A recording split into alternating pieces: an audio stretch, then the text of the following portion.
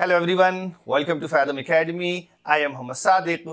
ये हमारी class 11th की फिजिक्स की सीरीज है। इसमें हम आपके साथ अभी तक बेसिक मैथमेटिक्स डिस्कस कर रहे हैं और लास्ट टाइम हमने आपके साथ डिस्कस किया था डेफिनिट इंटीग्रल्स। हम लिमिट के साथ इंटीग्रेशन कैसे परफॉर्म करते हैं ये सीखा था हमने, और वहाँ पर हमने देखा था कि इंटीग्रेशन की जो दो एस्पेक्ट्स होते हैं, एक फिजिकल सिग्निफिकेंस होती है उसकी, वो ये है कि integration is a kind of summation, और दूसरा जो उसकी ग्राफिकल सिग्निफिकेंस है कि जब हम इंटीग्रेट करते हैं किसी फंक्शन को तो ग्राफ और एक्स एक्सिस के बीच का जो बाउंडेड रीजन होता है उसका एरिया कैलकुलेट कर रहे होते हैं। तो इन्हीं दोनों एस्पेक्ट्स पर कुछ एग्जांपल्स हम करते हैं।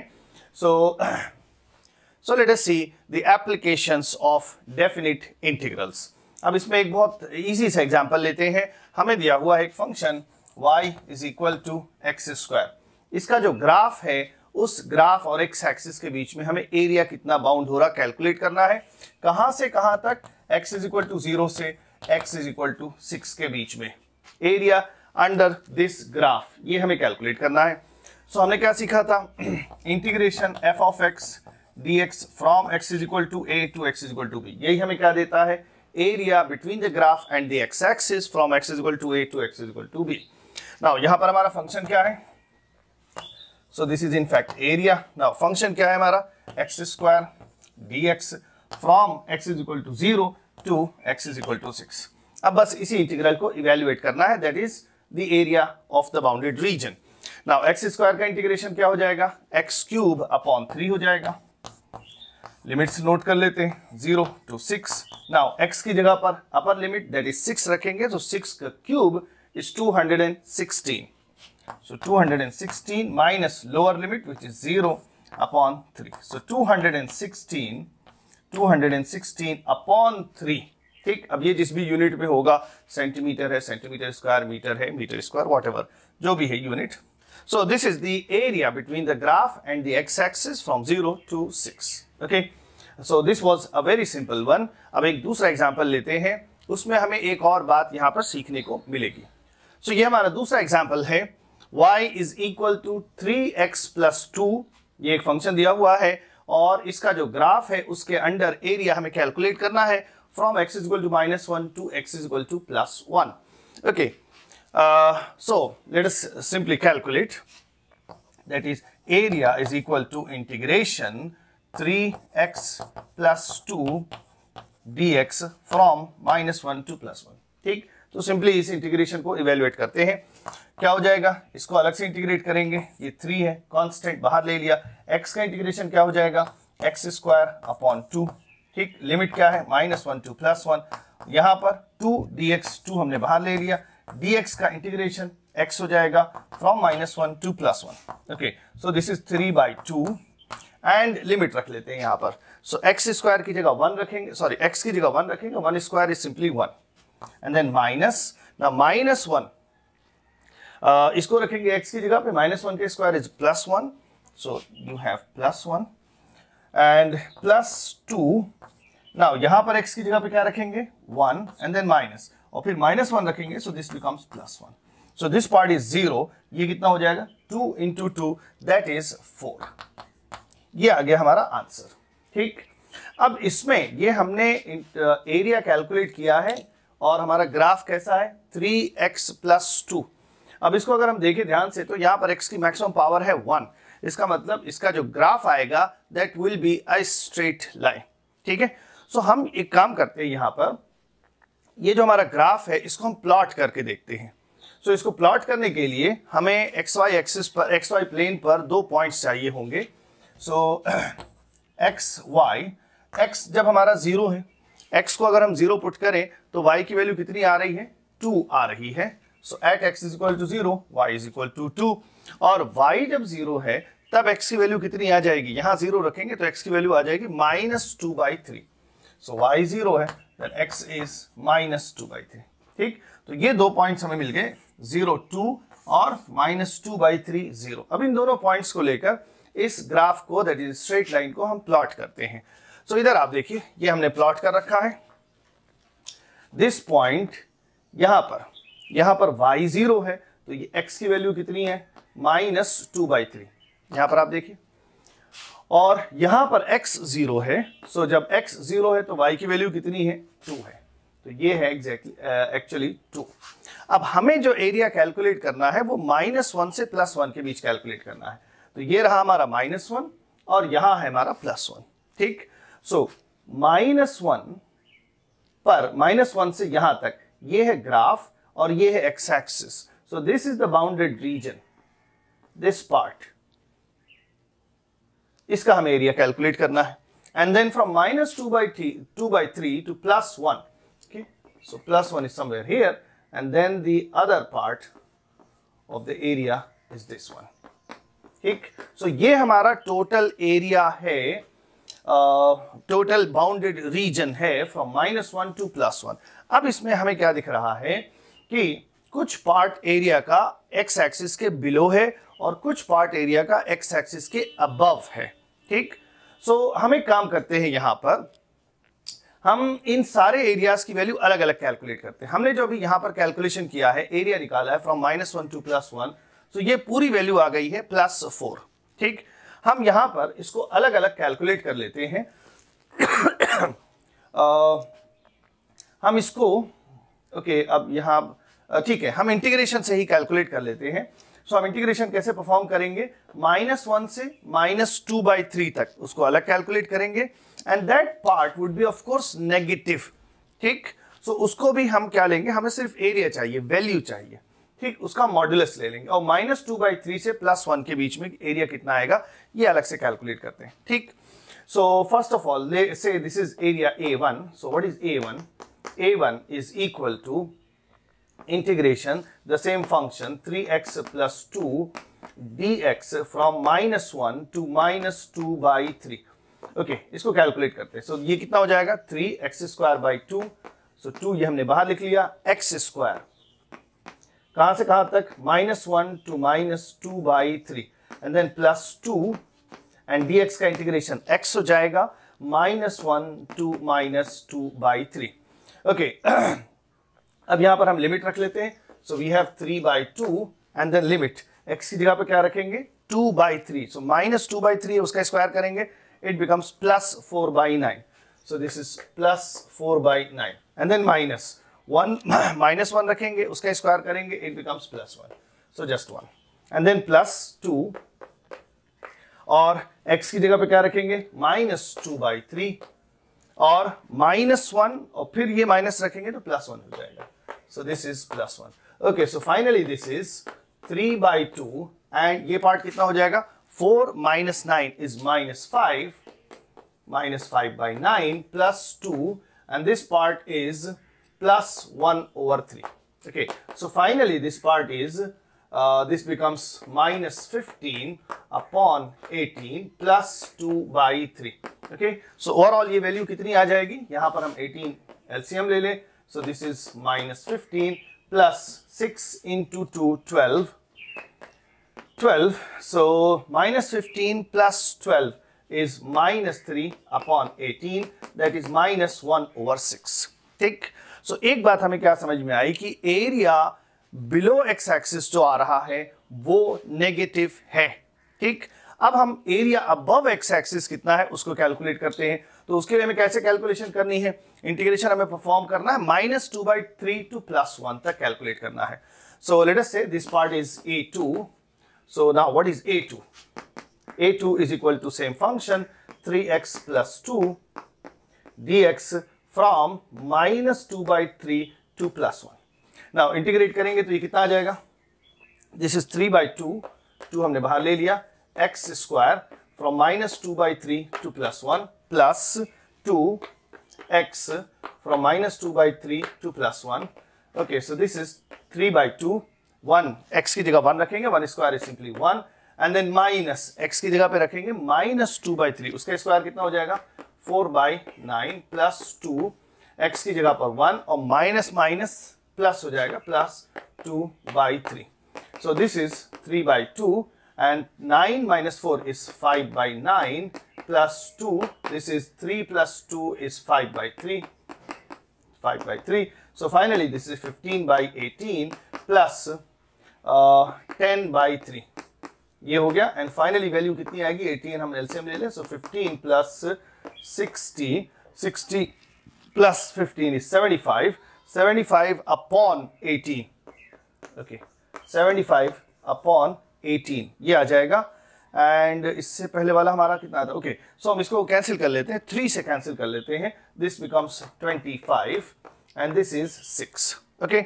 सो दो चीजें हमें यहाँ पे पता चल रही हैं कि हमने जो एरिया कैलकुलेट किया है एक्स एक्सिस के below, that comes out to be negative, this part, this is negative, and the area above the x-axis, that is A2, is equal to 25/6, ये क्या है, पॉजिटिव है, ठीक। तो इस बात का हमेशा हमें ध्यान रखना है कि जब हम इंटीग्रेशन से एरिया कैलकुलेट करेंगे, area above the horizontal axis, above the x axis, वो पॉजिटिव आएगा, और area below the x axis वो नेगेटिव आएगा। और अगर हमने अब इसमें अगर हम देखें इन दोनों को हम ऐड करें, 25/6 minus 1/6. So this is simply 25 minus 1 is 24. 24 upon 6 is 4, which is the area जो हमने पहले कैलकुलेट किया था यहाँ पर। So दो चीजें हमें यहाँ पे समझ में आ रही कि अगर हम इनिशियल जो हमारी लोअर लिमिट है वहां से लेकर अपर लिमिट तक सीधे हम एरिया अंडर द ग्राफ निकालेंगे, that comes out to be total area, the net area. Net कैसे आएगा, अबव पॉजिटिव, बिलो नेगेटिव लेने के बाद जो नेट वैल्यू आएगी। सो अगर हम पूरा एक ही बार में इंटीग्रेट कर देंगे सो हमें नेट एरिया मिलेगा, ठीक। वो पॉजिटिव नेगेटिव एकोमोडेट होकर नेट वैल्यू कितनी आ रही वो हमें मिलेगा। लेकिन अगर हमें सिर्फ शेडेड पार्ट का जो शेडेड रीजन है उसकी एरिया की वैल्यू चाहिए कि कितना रीजन शेडेड है एक्चुअली, तो उसके लिए हमें क्या करना पड़ेगा, फिर अपने इंटीग्रल को ब्रेक करना होगा। हमें जो नेगेटिव एरिया है उसको अलग निकालना होगा, पॉजिटिव एरिया अलग निकालना होगा, एंड देन दोनों को हम ऐड कर देंगे। सो अगर हमने कहा कि we want to find the area of the total shaded part इस ग्राफ में, सो ये भी हम पॉजिटिव ले लेंगे, plus 1/6 and plus 25/6, that is 26/6 is the total area of the shaded region. And what is the net area, net area हमने already calculate कर लिया था, दैट वाज 4, ठीक। So finally before I finish, अगर हमने lower limit से upper limit तक area निकाला है तो वो नेट एरिया आएगा, ये आपको ध्यान रखना है, ठीक। जो बिलो एक्स एक्सिस है वो नेगेटिव, पॉजिटिव, और अबव एक्स एक्सिस पॉजिटिव लेने के बाद जो नेट वैल्यू आ रही है वो हमें मिलेगा शुरू से आखिर तक इंटीग्रेट करने पर। बट अगर हम एरिया चाहिए सिर्फ शेडेड रीजन का, उसकी वैल्यू चाहिए, तब हमें ब्रेक करना होगा इंटीग्रेशन को, ठीक। सो हम फिजिक्स में इस तरह से ब्रेक करके बहुत कम ऐसी सिचुएशंस होंगी, ऐसे इंस्टेंसेस होंगे जहां पर हमें इस तरह से ब्रेक करके करना होगा। बट हमें यहां पर आपको सिर्फ ये दिखाना था कि जब हम इंटीग्रेट करते हैं from lower limit to upper limit, then we get the net area on the XY plane. Let us take another example. ये हमें दिया हुआ है, find the area bounded by the curve y is equal to e raise to the power -x। सो ये हमारा graph है और the x-axis and the y-axis. So area bounded by the curve, the x-axis and the y-axis. अब इसमें हम समझ लेते हैं। अब इसका एग्जैक्टली ग्राफ कैसा होगा वो हमें नहीं मालूम, ठीक। ये ग्राफ कैसा है, we don't know. So area bounded by the curve, the x-axis and the y-axis. So मान लेते हैं इस तरह से कुछ ग्राफ है ये, ठीक। Doesn't matter एग्जैक्ट उसका शेप क्या है, वो हम बाद में देख लेंगे। अब हमें कहां से कहां तक कैलकुलेट करना है, ये हमारा कर्व है और ये एक्स एक्सिस है, ये वाई एक्सिस है, तो ये हुआ हमारा बाउंडेड रीजन, इसी का एरिया कैलकुलेट करना है। सो स्टार्ट हम कहां से करेंगे, एक्स एक्सिस पर कहां से स्टार्ट कर रहे हैं, एक्स पर 0 से स्टार्ट कर रहे हैं, और हम कहां तक इवेल्युएट करेंगे, इधर हमें कोई लिमिट नहीं दे रखी कि कहां तक हमें इवेल्युएट करना है, that means we will go up to infinity, okay. So इस कर्व एक्स एक्सिस और वाई एक्सिस के बीच में जो बाउंडेड रीजन है, that is to be calculated from x is equal to 0 up to infinity, okay. So area is equal to integration the function from 0 to infinity, ये हमें कैलकुलेट करना है। नाउ दिस इज सिंपल, इसका integration क्या हो जाएगा, e raise to the power x का e raise to the power x ही होता है इंटीग्रेशन, बट यहां पर x के साथ क्या है, -1 मल्टीप्लाई हो रहा है, तो हमने आपको बताया था इसको हम इंटीग्रेट कर देंगे फंक्शन का आर्गुमेंट बिना चेंज किए हुए, दैट मीन्स हमें क्या मिलेगा, e raise to the power -x मिलेगा। एंड देन जो x के साथ नंबर मल्टीप्लाई हो रहा उससे हम क्या करेंगे, डिवाइड करेंगे। सो -1 से डिवाइड करने का मतलब माइनस यहां आ जाएगा, और लिमिट लिख लेते हैं हमारी क्या है। अब क्या करना है, लिमिट्स आप रखिए, इसको पहले अपर लिमिट रखेंगे। अब एक काम करते हैं, इसको 1/e⁻x लिख लेते हैं, 1/e⁻x from 0 to infinity. So minus यहां पर x की जगह पे क्या रखेंगे, इंफिनिटी। ये हमने पहले भी डिस्कस किया हुआ, e की वैल्यू 1 से ज्यादा है, 1 से बड़ा कोई नंबर है और उसकी पावर इंफिनिटी रेज करेंगे, then the number itself becomes infinity. So this is 1/इंफिनिटी माइनस x की जगह 0 रखेंगे, e⁻0 is 1, so this whole thing becomes only 1. Now 1/infinity is 0, so this part is 0, and then minus 1 is plus 1. Okay, so ये हुआ हमारा answer. So area bounded by the curve, the x-axis and the y-axis, that is area under the graph from x is equal to 0 to x is equal to infinity is plus 1. Okay, hopefully यहां तक बात आपको समझ में आई होगी। इस तरह से हम एरिया अंडर द ग्राफ या area between the graph and x axis हम कैलकुलेट करते हैं। और इसमें जो हमने आपके साथ ये डिस्कस किया है कि अगर हमारा ग्राफ ऐसा है जो एक्स एक्सिस के नीचे भी है और एक्स एक्सिस के ऊपर भी है, तब जब हम इंटीग्रेट करके कैलकुलेशन करेंगे तो हमें नेट एरिया मिलेगा। इस बात को आपको ध्यान में रखना है। और कभी कभी ऐसा होता है कि हम इसमें इंटरेस्टेड होते हैं कि नीचे कितना एरिया है और ऊपर कितना एरिया है, टोटल वैल्यू कितनी आ रही है एरिया की, सिर्फ उसकी न्यूमेरिकल वैल्यू क्या है, कभी कभी हम इसमें भी इंटरेस्टेड होते हैं। देन हमें अलग अलग देखना पड़ता है कि ऊपर कितना आ रहा है और नीचे कितना आ रहा है। ओके, हैविंग सेड सो, ये हो गई हमारी बात। एक जो इसका सिग्निफिकेंस है एरिया अंडर द ग्राफ, ये हमने डिस्कस कर लिया। अब हम बात करते हैं इंटीग्रेशन का जो दूसरी सिग्निफिकेंस है, that is summation.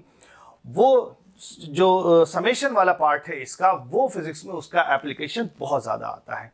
So let us see the other part, the integration as summation. So now let us see integration as a method of summation. हम यहाँ पर एक बहुत बेसिक सा एग्जांपल लेते हैं। हमें एक ट्राइंगल दिया हुआ है, इसका एरिया कैलकुलेट करना है। ट्राइंगल का बेस b है और इसकी हाइट h है। सो आई एम श्योर कि आपको इसके एरिया का फॉर्मूला मालूम है, that is base in half base into height. ठीक, और वो उसकी दूसरी टेक्निक्स हो सकती हैं जिससे हम वो फॉर्मूला डिराइव कर सकते हैं। We can arrive at that formula, but हमें यहाँ पर सपोज हमें नहीं मालूम है, for a moment let's forget, हमें नहीं मालूम है इसका एरिया का फॉर्मूला क्या होता है एंड दूसरी टेक्निक्स क्या हो सकती हैं, we don't know. We just know the area of a rectangle. सिर्फ एक रेक्टेंगल का एरिया पता है, उसके बेसिस पर हमें इस ट्राइंगल का एरिया कैलकुलेट करना है। ओके, सो अब हम क्या करेंगे, यहां पर अगर हमें सिर्फ रेक्टेंगल का एरिया मालूम है तो इसको हम कई सारे रेक्टेंगल्स में डिवाइड कर लेंगे एंड देन उन सारे रेक्टेंगल्स का एरिया अलग अलग कैलकुलेट कर ऐड कर देंगे। ठीक है, अब यहाँ पे प्रॉब्लम क्या है कि हम इसमें रेक्टेंगल्स चूज कैसे करें। सो इस तरह से अगर ये हमारा ट्राइंगल है और इस पर हमने एक स्ट्रिप चूज की है, so definitely this is not a rectangle. दो साइड्स इसकी पैरेलल हैं, लेकिन दो साइड्स जो है वो नॉन पैरेलल हैं। अब इसको हम बेटर रेक्टेंगल कैसे बना सकते हैं, इसकी जो थिकनेस है उसको हम कम कर दें। तो जितनी कम करते चले जाएंगे उतना ये बेटर रेक्टेंगल होता चला जाएगा। तो अब यहां से आपको आइडिया हो रहा होगा कि हमें जो इसकी थिकनेस लेनी है वो किस तरह से लेनी है। सपोज ये जो थिकनेस है इसको हम लिख रहे हैं क्या, delta y. So delta y should tend to 0। ये जो हमारा डिफरेंशियल कैलकुलस वाला जो एलिमेंट होता है, इनफाइनाइटेसिमली स्मॉल। ठीक, इनफाइनाइटेसिमली स्मॉल अगर है इसकी thickness, then we can say to a very good approximation कि वो जो स्ट्रिप है वो क्या है, एक रेक्टेंगल है। एंड देन इसी तरह की जितनी भी स्ट्रिप्स होंगी उन सबका एरिया हम अलग अलग कैलकुलेट करके ऐड कर देंगे। सो फॉर्चुनेटली हमें यहाँ पर सारी स्ट्रिप्स का एरिया कैलकुलेट करने की जरूरत नहीं है। हमें सिर्फ एक स्ट्रिप लेनी है और उसकी विड्थ जो लेनी है वो इस तरह से लेनी है कि वो क्या हो, it should tend to 0 and then उसी को हम क्या लिख लेंगे, dy the thickness, and then उसका एरिया कैलकुलेट कर देंगे एंड देन क्या करना है, हमें सबको ऐड करना है। That means we will integrate the area of such a small strip. Okay, so ये हमारी अप्रोच है, ये हमारी टेक्निक है, इसके बेसिस पर हम इस ट्राइंगल का एरिया कैलकुलेट करेंगे। ओके, सो हमें क्या करना है, यहां पर we have to find a strip. So ये ले लेते हैं, ये हमारी स्ट्रिप है। अब ये जो स्ट्रिप है इसकी लोकेशन क्या है, तो हम यहां से मान लेते हैं कि यहां से हम डिस्टेंसेस नाप रहे हैं। या और ये वर्टिकली डाउनवर्ड जो है इसको मान लेते हैं वो वाई एक्सिस है। तो हम यहां से कितना नीचे आ रहे हैं, से हम यहां से y डिस्टेंस नीचे आ रहे हैं और वहां पर हमने एक स्ट्रिप चूज की है। एंड ऑफ कोर्स हम डायग्राम जो बनाएंगे, डायग्राम में उसकी थिकनेस हमें फाइनाइट ही दिखाई देगी, but we have to imagine कि इसकी थिकनेस इनफाइनाइटेसिमली स्मॉल है। So this is our strip, the elemental strip. ठीक, अब आप यहां पर एक चीज सीख लीजिए, बहुत इंपॉर्टेंट है। यहां से यहां तक, इस पॉइंट से लेकर इस पॉइंट तक की जो डिस्टेंस है दैट इज y है। एंड देन फिर उसी कंटिन्यूएशन में इस पॉइंट से हम थोड़ा और आगे बढ़ रहे हैं। अब ये थोड़ा कितना है, दैट डेल्टा y और दैट इंटरवल और दैट थिकनेस टेंड्स टू 0। ठीक, सो ये जो थिकनेस है दिस पार्ट, इसको भी हम इसी कंटिन्यूएशन में लिखेंगे। सो यहां से यहां तक y है और यहां से यहां तक y प्लस डेल्टा y है या dy है। ओके, दैट मीन्स कि ये जो थिकनेस है ये कितनी लिखी जाएगी, dy लिखी जाएगी। Okay, so from this point to this point this is y and then a little more dy। So from this point to this point it is y plus dy। So thickness of the chosen strip is dy। Okay, and एक और चीज यहां पर हम ले लेते हैं कि हमारी जो स्ट्रिप है उसकी लेंथ कितनी है। Suppose this length is x। Okay, अब हम ये क्या कह रहे हैं कि ये जो स्ट्रिप है ये एक बहुत नैरो स्ट्रिप है एंड हम इसको अप्रोक्सीमेट कर रहे हैं, किससे, एक रेक्टेंगल से अप्रोक्सीमेट कर रहे हैं। तो इस तरह की जो स्ट्रिप होगी उसका एरिया कितना होगा, let's write that area dA। Small strip है उसका एरिया dA लिख सकते हैं। तो ये कितना हो जाएगा, length into breadth, x into dy, ये हो गया। अब हमें क्या करना है, इस तरह की जितनी स्ट्रिप्स हैं सबको ऐड करना है। सो ऐड करने, अब यहां पर आप देखिए ये जो एडिशन है दिस इज नॉट डिस्क्रीट, ये एडिशन कैसा है, कंटिन्यूअस है। इस तरह की जो स्ट्रिप्स हम चूज करेंगे that strip is distributed from this point to this point continuously, there is no break, there is no gap. Okay, and ये जो इसका साइज है, जिस क्वांटिटी को हम ऐड कर रहे हैं that is extremely small. So the quantities are continuously distributed and they're extremely small in size. So such a summation will be performed by integration. Okay, so हमें total area निकालना है. That would be integration of the area of one small strip. So dA, and dA को हम क्या लिख सकते हैं, x dy, ये लिख सकते हैं। ठीक, तो यहां तक एक पार्ट हो गया, how to carry out this summation. What is the approach? What is the technique? Okay, अब यहां से हमारी मैथ्स स्टार्ट हो रही है। ये जो इंटीग्रेशन है इसमें हमें क्या दिख रहा है, दो वेरिएबल्स दिख रहे हैं, एक है x और दूसरा है y, दोनों ही वेरिएबल्स हैं। यहां से यहां तक y स्ट्रिप की लोकेशन है और x क्या है, जो चोजन स्ट्रिप है उसकी लेंथ है। ऊपर हम जाएंगे लेंथ कम हो जाएगी, नीचे आएंगे लेंथ बढ़ जाएगी। So x and y both are variable. अब हम अपने इंटीग्रेशन में एक सिंगल वेरिएबल रखते हैं तभी हम आगे बढ़ सकते हैं। तो आगे हमें यह करना है कि x और y में से किसी एक को रिप्लेस करना है, दूसरे के टर्म में लिखना है। So we need to find some relation between x and y। अब वो रिलेशन हमें कैसे मिलेगा, okay, so we can see ये एक ट्राइंगल है PQR। सिमिलरली यहां पर भी एक छोटा ट्राइंगल बन रहा है, लेट्स राइट दैट PQR और this point S and this point T। ठीक, so we can see that PQR and PTS, ये दो ट्राइंगल्स जो हैं they are similar triangles, and similar triangles हैं तो करेस्पॉन्डिंग पार्ट्स का रेशियो सेम होगा। सो करेस्पॉन्डिंग पार्ट्स, इसकी जो बेस लेंथ है वो है x और बड़ा वाला जो ट्राइंगल है उसकी बेस लेंथ है b। So x upon b must be equal to the height of this smaller triangle which is y divided by the height of the bigger triangle which is h। So ये एक relation हो गया x और y के बीच में। यहां से हम x और y, x को रिप्लेस कर सकते हैं, this x। Okay, so x की जगह हम क्या लिख सकते हैं, यहां से ये b यहां चला गया, b over h into y, ये हो जाएगा। Now the integral can be written as, now अब हम क्या लिख सकते हैं इस इंटीग्रेशन को, नाउ दिस इज x की जगह क्या लिखेंगे, b upon h into y and then dy, ये हो गया।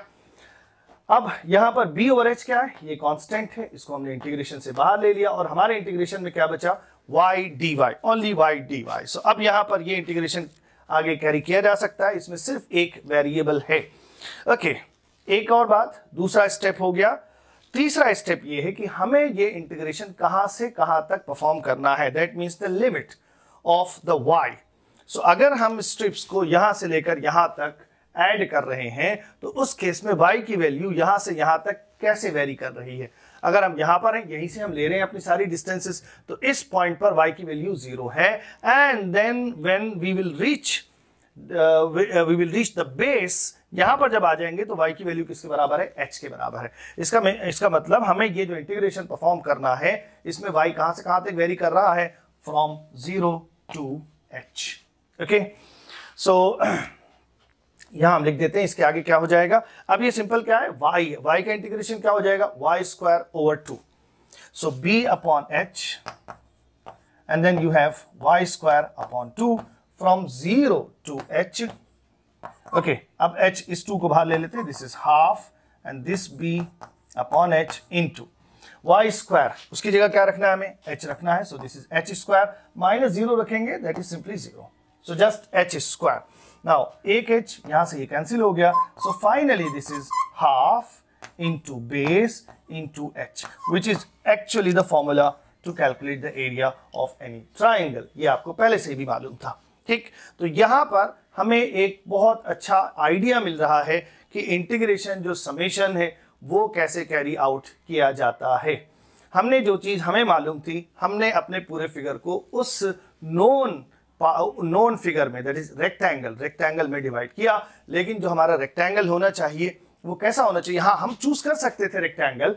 अगर ये रेक्टेंगल बनता, फाइनाइट इसकी विड्थ होती और रेक्टेंगल बनता, गुड बिल्कुल परफेक्ट रेक्टेंगल होता, तब हमें नैरो करने की जरूरत नहीं है, तब फिर हम कैलकुलेट कर लेंगे। लेकिन यहाँ पे प्रॉब्लम ये है कि अगर हम इसकी विड्थ फाइनाइट रख रहे हैं, that is not a rectangle, तो इसीलिए हमें क्या चूज करना, उसकी जो विड्थ होनी चाहिए दैट इज एक्सट्रीमली स्मॉल, ताकि हम ये कह सकें to a good approximation that the strip is a rectangle. Okay, let's move to the next example.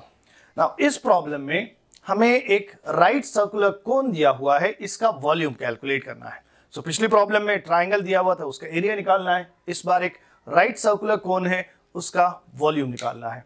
सो जिस तरह से पिछला क्वेश्चन किया था, एग्जैक्टली वही अप्रोच। क्या करना है हमें, इसको कई सारे पार्ट्स में डिवाइड करना है। हो सकता है आपको कोन का वॉल्यूम का फॉर्मूला क्या होता है वो मालूम है, but let's forget that for some moment. So हमने पिछले में ट्राइंगल में क्या किया था, उसको कई सारे पार्ट्स में डिवाइड किया था और एक पार्ट अप्रॉक्सीमेटली क्या था, रेक्टेंगल था। इसी तरह से ये 3 डायमेंशनल ऑब्जेक्ट है, इसको कई सारे स्लाइसेस में हम कट करेंगे और एक जो थिन स्लाइस होगी वो क्या शेप होगा, उसका जो कोन है उसका क्रॉस सेक्शन कैसा है, सर्कुलर है। सो एक थिन जो स्लाइस हमें मिलेगी उसका शेप होगा एक डिस्क की तरह से।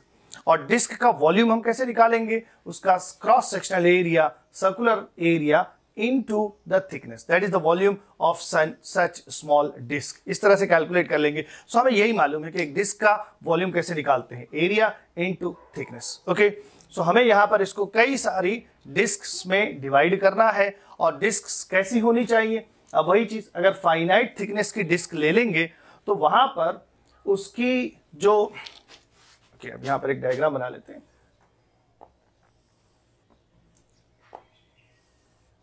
ये इस तरह से डिस्क होनी चाहिए, ऐसी डिस्क होनी चाहिए कि इसका जो क्रॉस सेक्शन है वो यूनिफॉर्म हो, क्रॉस सेक्शन चेंज ना हो रहा हो। तो अगर हम इसमें फाइनाइट थिकनेस ले लेंगे डिस्क की, तो क्रॉस सेक्शन वेरी करेगा, ऊपर क्रॉस सेक्शन ज्यादा आएगा, नीचे क्रॉस सेक्शन कम आएगा। सो एक बराबर क्रॉस सेक्शन होना चाहिए, ऐसी डिस्क हो, देन उसके क्रॉस सेक्शनल एरिया को थिकनेस से मल्टीप्लाई कर देंगे, simply that will be volume of such a disc. Okay, so हमें यहां पर क्या चूज करना है, फिर वही प्रॉब्लम कि यहां पर हमें जो डिस्क चूज करनी है उसकी थिकनेस अगर फाइनाइट होगी, तब ये जो हमारा जो फॉर्मूला है एरिया इंटू थिकनेस वो नहीं काम करेगा। सो इसलिए हमें कैसी डिस्क चूज करनी चाहिए, इनफाइनाइटेसिमली स्मॉल थिकनेस की डिस्क चूज करना चाहिए। Okay, so let us take a disc. अब हमारा रेफरेंस पॉइंट इस बार यहां पर रहेगा, यहां से अब ये मान लेते हैं ये वर्टिकली पॉजिटिव वाई एक्सिस है। सो यहां से वाई डिस्टेंस पर हमने एक डिस्क चूज किया। So this is our disc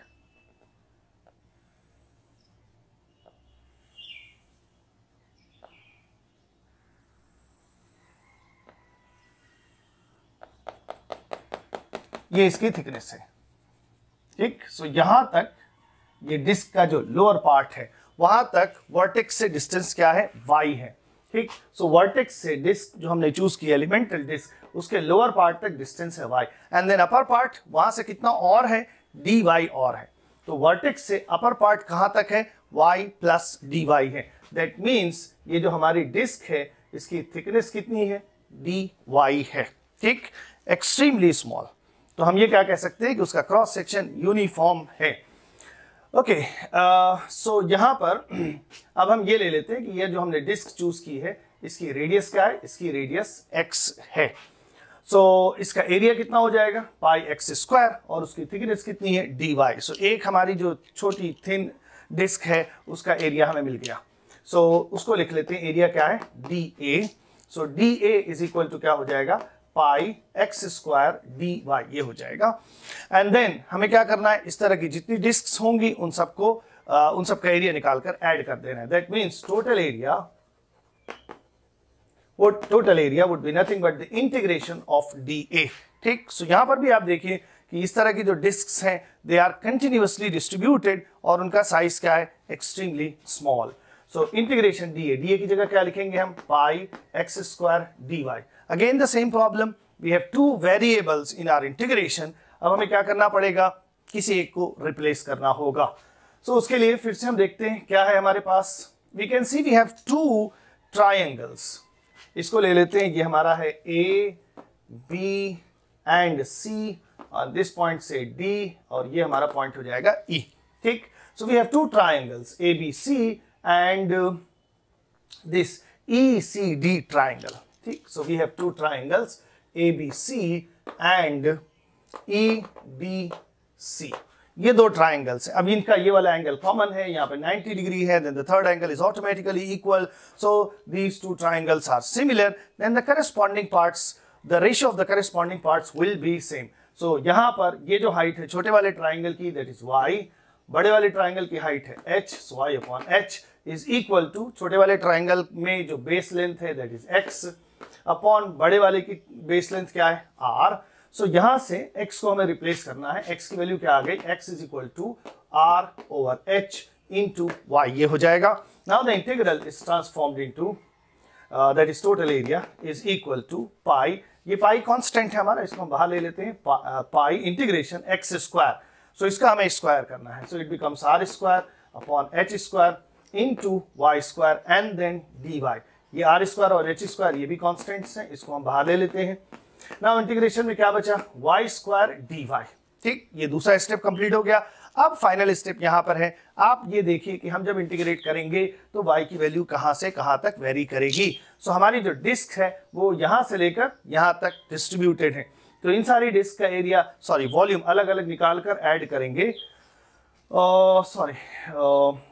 हमें यहां पर वॉल्यूम कैलकुलेट करना है, but I have written area, so my mistake. So volume of such a small disc, ठीक, ये हो जाएगा pi x square dy and then total volume, not area,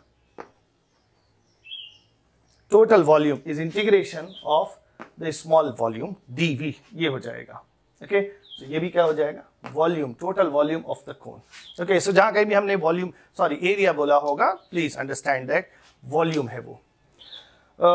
okay, so where were we, okay, y की value, y की limit हमें यहाँ पे put करनी है। सो हमें ये देखना होगा कि जब हम ये सारी डिस्क्स हैं उनका वॉल्यूम ऐड कर रहे हैं तो y कहाँ से कहाँ तक वेरी कर रहा है। हमारी डिस्क यहाँ से लेकर यहाँ तक डिस्ट्रीब्यूटेड है, सो y की वैल्यू यहाँ पर क्या है, यहीं से हम रेफरेंस पॉइंट ले रहे हैं, यहाँ 0 है और यहाँ पर क्या है, h है। So while performing this integration the y varies from 0 to h।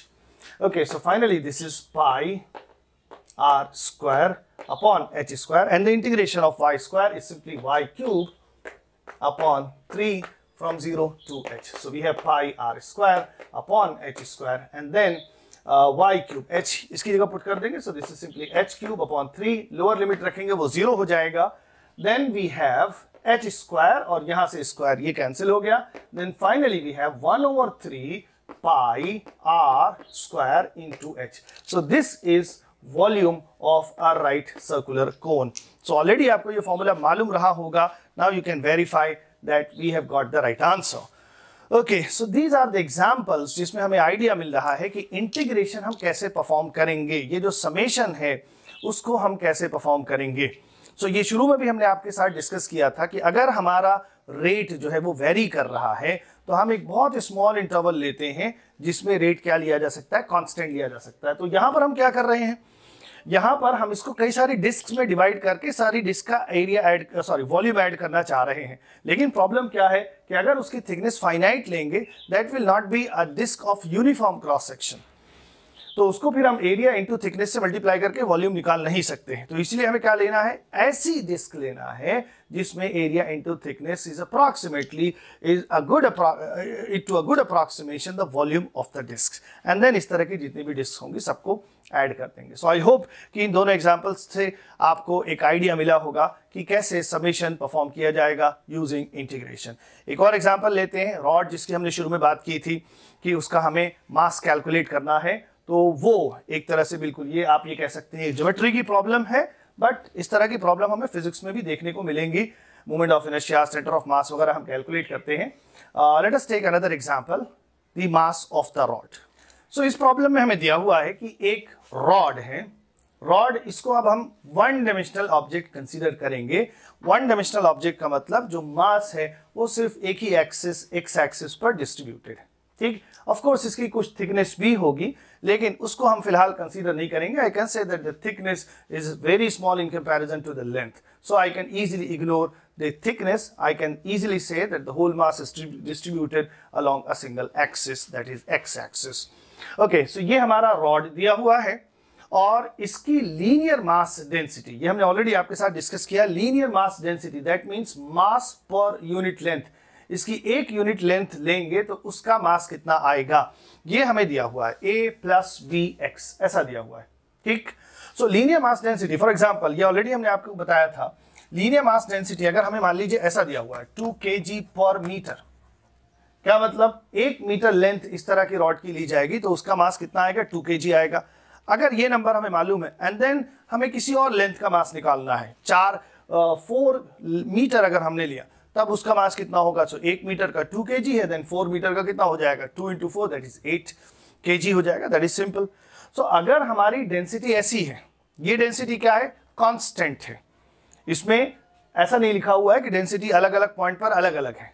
It says the density is constant at every point.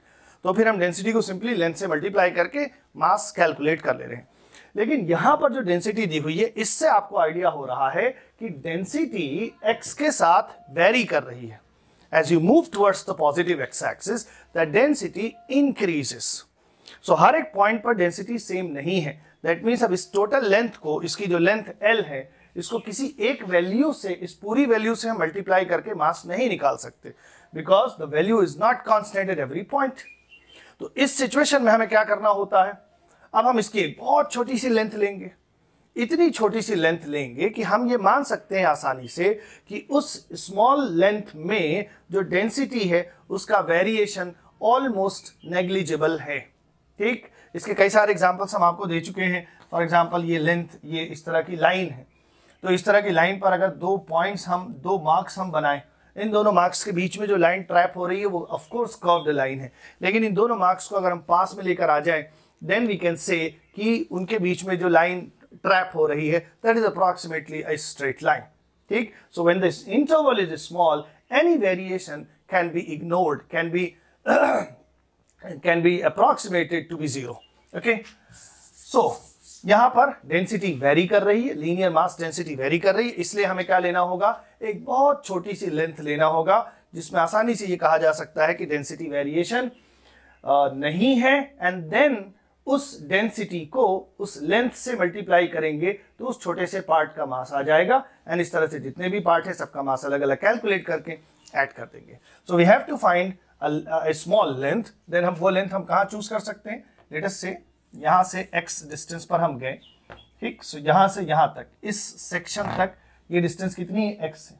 अब उससे कितना आगे हमें बढ़ना है, वेरी स्मॉल लेंथ. ठीक, सो यहाँ पर हम फाइनाइट दिखा रहे हैं but actually this is very small. ठीक, so this part is very small. Let us say dx. Okay, यहां से यहां तक x और यहां से यहां तक x प्लस dx। इस बात का आपको ध्यान रखना है कि ये जो हम डायमेंशंस ले रहे हैं x एंड देन उसी कंटिन्यूएशन में dx और okay. So this is a very small part of the length of the rod and हमें दिया हुआ है क्या, एक यूनिट लेंथ का मास कितना है a प्लस bx, देन इस यूनिट लेंथ का मास कितना होगा, इसी लेंथ को मल्टीप्लाई कर देंगे। यहां पे मल्टीप्लाई करने में वी आर श्योर कि डेंसिटी वेरिएशन ऑलमोस्ट कांस्टेंट है। Okay, so the mass of such a small part, उसको लिख लेते हैं dm is equal to lambda into dx। Lambda की वैल्यू क्या दे रखी है, a plus bx into dx। So this is mass of one such a small element. अब क्या करना है, टोटल मास निकालना है। सो उसके लिए क्या करेंगे, so total mass is equal to nothing but integration dm, सारे dm को हम ऐड कर देंगे। And what is dm, this is a plus bx into dx। ये हो गई बात। सो यहां तक हमने अपना इंटीग्रेशन प्रिपेयर कर लिया है कि हमें करना क्या है। अब इसके आगे the whole thing will be taken care of by maths.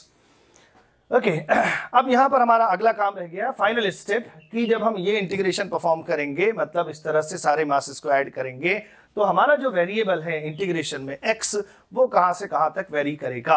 So you can see ये हमने जो एलिमेंट चूज किया है वो यहां से x डिस्टेंस पे चूज किया। अब इस तरह के सारे एलिमेंट्स कहां से कहां तक डिस्ट्रीब्यूटेड है, from x is equal to 0 to x is equal to l तक डिस्ट्रीब्यूटेड है। ठीक, from x is equal to 0 to x is equal to l, that means the integration will be performed from 0 to l। Okay, अब आप इसको कर लीजिए। अब इसके आगे सिर्फ मैथ्स है। a dx, a हमने बाहर ले लिया, dx का इंटीग्रेशन x हो जाएगा from 0 to l and then plus यहां पर b कांस्टेंट है, इसको हमने बाहर ले लिया, x का इंटीग्रेशन x dx, x का इंटीग्रेशन x स्क्वायर बाय 2 हो जाएगा from 0 to l। So this is a, x की जगह l रखेंगे, minus 0 is simply 0 plus b over 2, x की जगह पर l लिखेंगे, that is l square minus 0, let's not write that. So this is finally al plus bl square upon 2। This is the mass of such a rod of length l। अगर इसकी l length है और ये linear mass density है तो उस पूरे rod का मास इतना है। सो ये हुआ इस रॉड का मास, इस तरह से हम कैलकुलेट करेंगे। सो यहां से अब आपको एक आइडिया हो गया होगा इन तीनों एग्जाम्पल से कि हमें इंटीग्रेशन जो रियल सिचुएशंस दी हुई होंगी उसमें इंटीग्रेशन कैसे परफॉर्म करना है। तो अगर इसकी आप अच्छे से प्रैक्टिस कर लें, देन फिजिक्स में 2-3 प्रॉब्लम आप अपनी तरफ से कर लीजिए, जहां पर कहीं पर भी ये आपको बुक या मॉड्यूल में दिया हुआ होगा इंटीग्रेशन, वहां से कुछ क्वेश्चंस कर लीजिए and then I am sure कि आपको फिजिक्स में इस तरह का इंटीग्रेशन जहां पर भी आएगा वहां पर प्रॉब्लम नहीं होगी। सो होपफुली ये सारी प्रॉब्लम्स आपको समझ में आई होंगी, आपने एंजॉय भी किया होगा। They are very good problems and so this sums up the integration, the whole calculus. अब इसमें एक और चीज एक छोटी सी रह गई है, दैट इज डिफरेंशियल इक्वेशन। वो भी कैलकुलस का ही पार्ट है, उस तरह के भी एग्जांपल्स हमें फिजिक्स में देखने को मिलते हैं। सो अब लास्ट पार्ट हमारा ये रह जाएगा कैलकुलस में डिफरेंशियल इक्वेशंस। सो हम आपके साथ नेक्स्ट वीडियो में डिस्कस करेंगे। Thank you so much, see you soon.